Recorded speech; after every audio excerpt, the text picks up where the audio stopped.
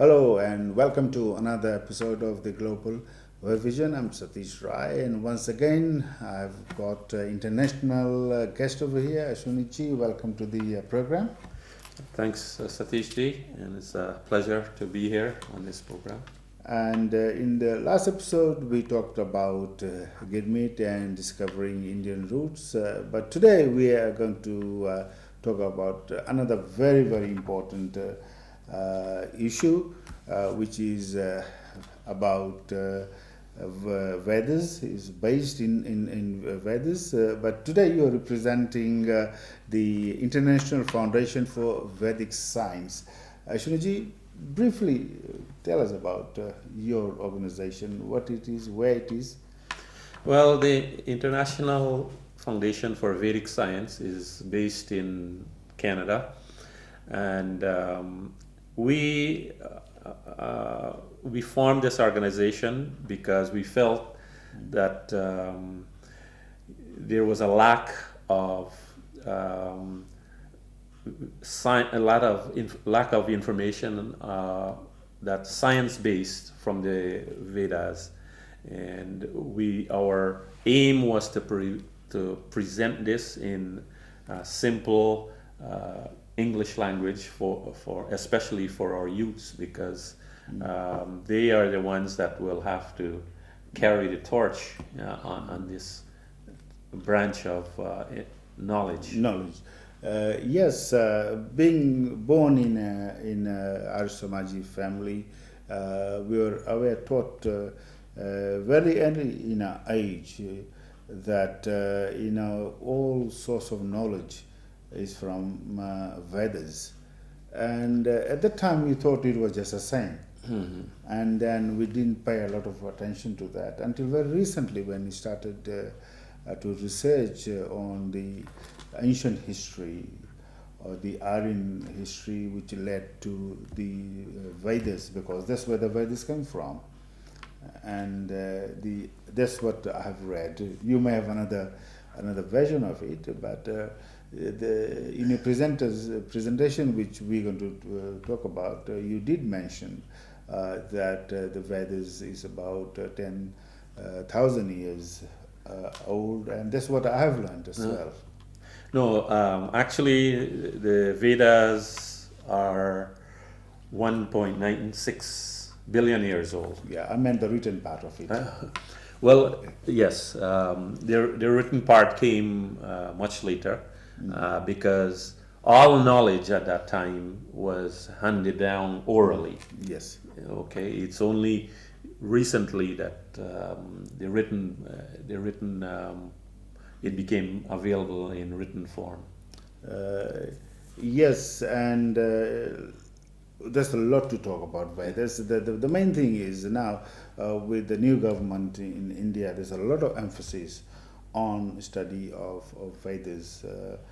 So we are going to hear much more about Vedas from many sources. But let's get to your presentation, which you did at the Shane Park Arya Samaj Center last Saturday, and it was a comparison between the Vedic calendar and the present-day Gregorian calendar. Right. Please tell. Until Saturday, I didn't know what Gregorian calendar was, and I didn't know much about Vedic calendar as well. Well, the Gregorian calendar was introduced in 1582 by Pope Gregory, whereas the Vedic calendar has been, the knowledge in that has been in existence, and it's as 1.96 billion years old. The main differences are that the Vedic calendar is science-based. It's based on the science of astronomy. And one of the astronomical event, or the difference, is that the day in Vedic times starts at sunrise. Okay, that's an astronomical event. And one of the other main differences is that makes sense, doesn't it? I don't know why in Gregorian calendar the day starts at midnight. There's no science behind that. Yes. Okay. Another thing is it starts the new year starts on the 1st of January. Again, there's no science based on that. Whereas in the Vedic calendar, the year starts on the solstice on June 21st. The solstice is an astronomical event. Yeah. And that happens to be when creation started. So, Yeah. one of the other differences is that the Gregorian calendar is solar based. It's based on the orbit of the Earth around the Sun, whereas the Vedic calendar is based on both the movements of the Sun and Moon. And what important aspect of it was that it's only the month which is based on the lunar cycle. So for measurement, the orbit of the Moon is used just for months, and for years it's based on the orbit of the Sun, orbit of the Earth around the Sun. And you did explain why in detail, but we won't go into that here because you need your PowerPoint and the audience needs the PowerPoint to have the total benefit of it. But let's move on to some of the benefits of Vedic calendar, which is also called Panchang. Yes. Yes. Well, in the Vedic tradition, as I said, everything was handed down orally, and to keep track of time, it had to be done also orally, and the Vedic calendar helps with a system called Sankalp. Every time the rishis did their prayers, or if they are celebrating a special occasion, they would have to start that puja or that havan with a sankalp, and that sankalp includes the time, the day, the lunar day, the month, the year, and so that how that. So this how it's kept fresh in the memory of people. Another use that is to determine the Indian festivals. Most of the Indian festivals are based on the lunar calendar. There are very few that are based on the solar calendar. So the date, the times, because the Gregorian calendar starts at midnight. The lunar calendar, the times of the days are different, and on the solar calendar, the day starts at sunrise. So it's not exact. So you need to synchronize those three, and to get the correct date and time you should celebrate the Indian festivals. So these festivals is Deepavali, Holi, Fagua, and others.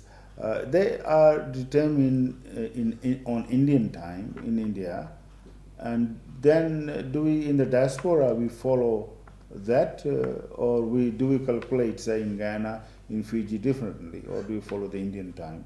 Well, what you do is you add, for people in this part of the world, like in Sydney, they would add 5.5 hours to the time in India. Yeah. Okay. Yeah. And the same for us in Vancouver, we have to subtract the time difference. So what will happen, sometimes you will celebrate, here in Sydney, you may celebrate one of those festivals one day ahead. And for those of us that lives in Vancouver or that part of the world, we may celebrate it one day behind. Yeah, because you are there ahead, anyway for years. Yeah. Yeah. Yeah, that's very interesting. The other part which really, I was thrilled by was when you talked about the apparent path of sun, and that was quite detailed. Please tell us about that. Well, that terminology, I started using that terminology because most people are under the impression that when we have winter solstice and summer solstice, that the sun only moves uh, to the northernmost point and the southernmost point. But in fact, the sun and earth, they're all moving at the same time, Yes. but at different speeds. So that's why I used the word apparent. Yes. Because it seems as though it's the sun alone is moving, but in fact it's both The earth is moving and sun, sun. is, Yeah. Yes. So You also talked about this other planets, the Saturn, the others. They're also moving. all the planets in the solar system are all moving. None are stationary. Because It's and- mind-boggling. yes. So So you are talking about the Uttarayan and the Dakshinayan. Dakshinayan, yes. What do you mean by that? Well, in Uttarayan is what we known as the winter solstice, which happens on December 22nd. And Dakshinayan is again the name for the summer solstice, which is on June 21st. The Uttar means north and Dakshina means south. Yeah, Yeah. and these are Sanskrit names, and Yes. I guess these names were known, or this phenomenon, or where it was known to the rishis way back in the Vedic times. It's not something that happened within the last few thousand years. This is what is so mind-boggling as well, that our rishis, they knew about all these signs, and they're all contained in written form, sitting out there, and hardly anybody is accessing those material at the moment, and people are engaged in new science, and they're discovering the same thing now. Yes. Yeah, and so why don't, Ashwiniji, people go back to Vedas and say, look, the information is there. Why don't we read? I mean, one thing I, wished I knew was how to read Sanskrit, so I could read Vedas now. Why aren't people doing that? I mean, it is all there. Yes. You are doing it through your foundation, and now in India, under the new administration, Vedas are being rediscovered, and a lot of people in the West, scholars, they have gone to Vedas, but our own people have not gone to Vedas, and they are more keen to read Ramayana. I mean, it's good, and in Mahabharata and others, but Vedas has been there, let's just say, 1.9 billion years, and written form 10,000 years. That knowledge is there. Why do you think people have neglected Vedas? Well, I think that the Vedic literature haven't been passed down to the common people. There are certain section of our society that felt that this is their preserve. Sanskrit. Yeah, that Sanskrit. To control the knowledge. Exactly, and to, they felt that, if they passed this on, that then they will lose control of their followers, So. So it's a selfish act. Exactly. On that part. Yes. And because of that, we have lost that. Not lost totally. Yeah. But we have been deprived of the great knowledge contained Yeah. in Vedas. And you also talked about yugas. Yugas. That was very interesting as well. Let's talk a bit more about that. Well, yugas are a large measurement of time. Okay, the Vedic system has been able to calculate time from when creation started, Long time ago. long time ago, and when it will end. Okay. Okay, so yugas are one of those calculations that are used, and as the name implies, it's measured as per the time taking in meeting of one or more of the heavenly bodies at a particular point and in a particular time. Okay, so for example, we are in Kali Yuga. Yes. Okay, and this Kali Yuga was started on February of on February 20th of, and that was 3102 BC. So 3,102 years before the birth of Christ, that this present Kali Yuga started. But there's no danger of Kali Yuga ending soon. No, each Kali Yuga is 432,000 years old. So there's no danger of the world coming to end anytime soon. No, no. But the world wouldn't end at the end of Kali Yuga. Yes. What happens to the world according to Vedic? Well, it goes into a period of darkness. In Vedic literature, they refer to it as Ratri, where there is no life. So there is. It goes back into its atomic state. Okay, but we don't have to fear because we got thousands of years. We have lots of yes to play. And yeah, and Vedic literature doesn't go into guesstimates. Where like we had one pastor in Florida saying that the world would have ended at the end of 2013. Or we also had. But he was wrong. Well, of course. We had also an archbishop who said the world was created 4004 BC. You know, well, now even Western scientists have gone far beyond that. Well, we know the Vedas were written about 10,000 years ago. Well, so the world had to be there. Yeah, that's right. Yeah, Yes. So, but you know, as I said, the age is something that Western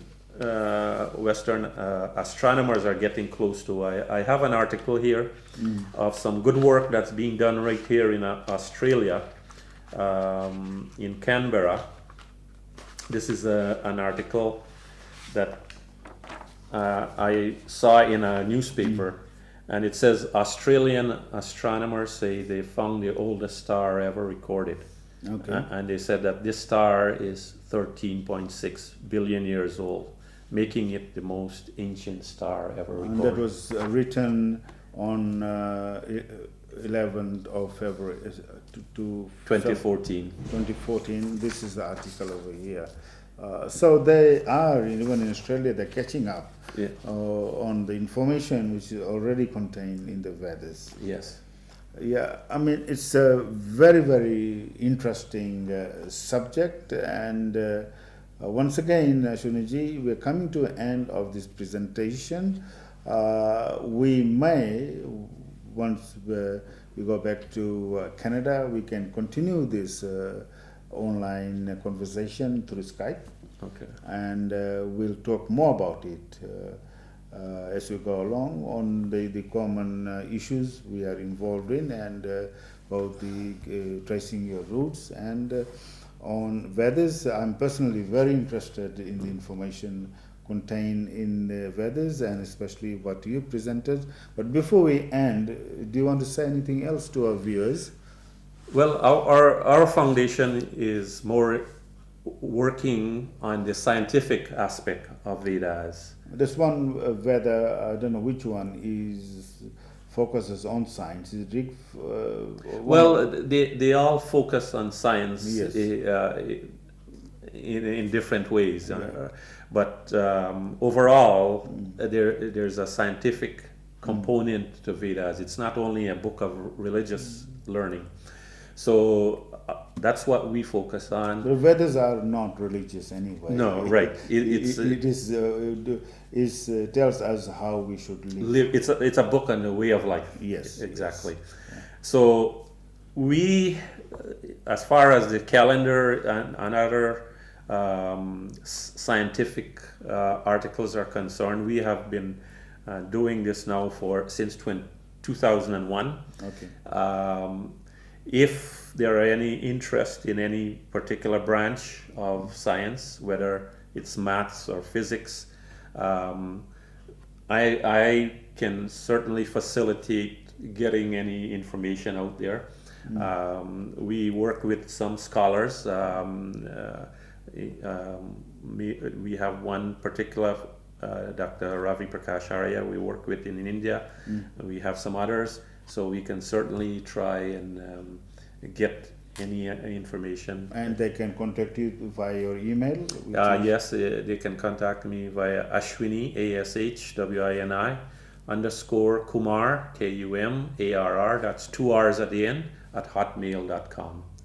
That's excellent. Once again, thank you very much, Ashwini ji, for being part of this program, providing such valuable information in both segments.